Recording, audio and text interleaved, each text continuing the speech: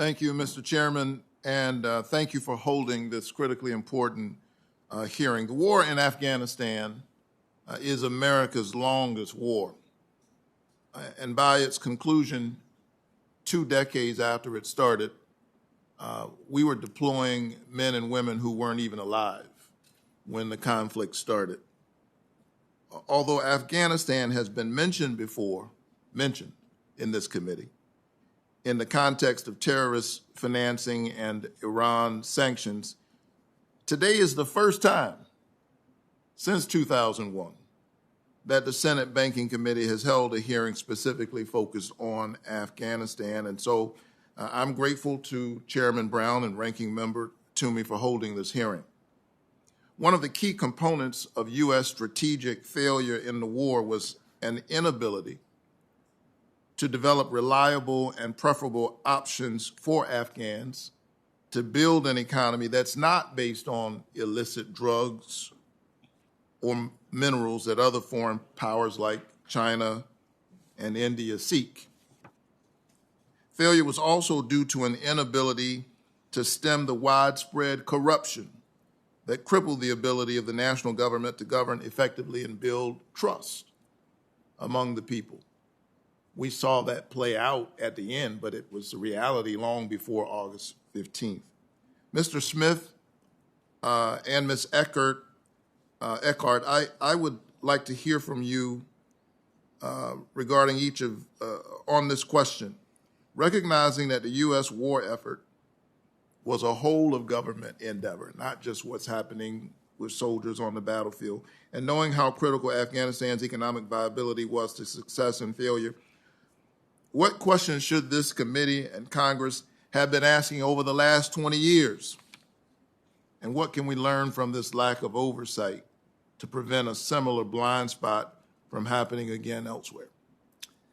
Thank you, Senator.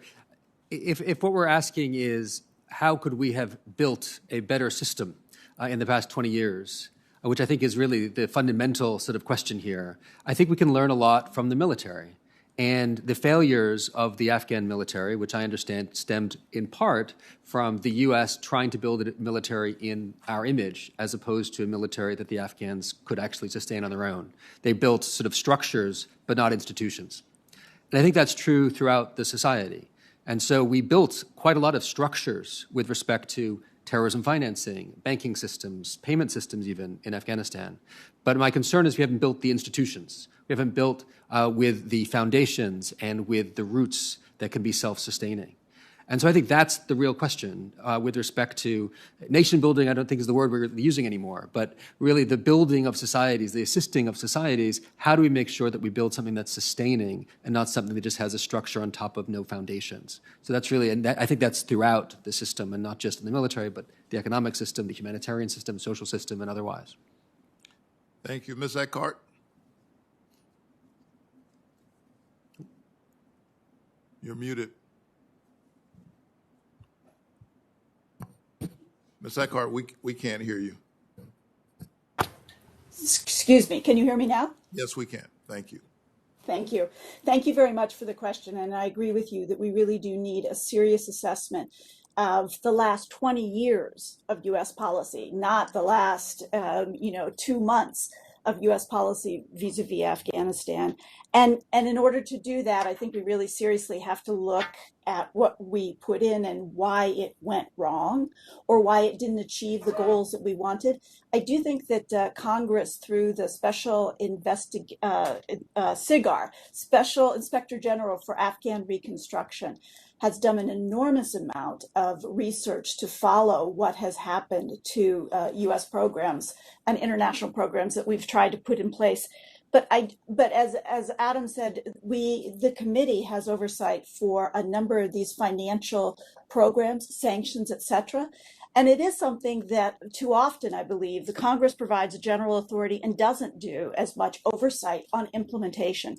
There are undoubtedly and very clearly we can see unintended consequences of some of these policies, some of these sanctions, et cetera.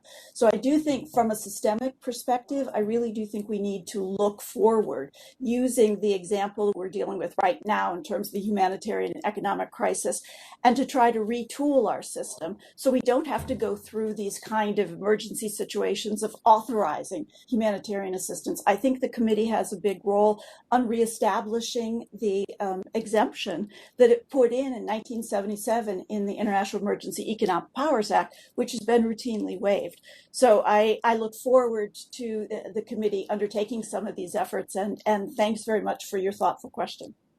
Well, thank you so much, and it's wonderful to talk to you about this on the first hearing on Afghanistan in this committee 20 years later. But these questions clearly are not centered around August 15, when Kabul fell to the Taliban, but the 7,264 days we had American soldiers on the ground engaged in war when many in this committee, frankly, were not paying much attention. Thank you all so much, and Ms. Fareed, we're inspired by your courage and your service. Thank you.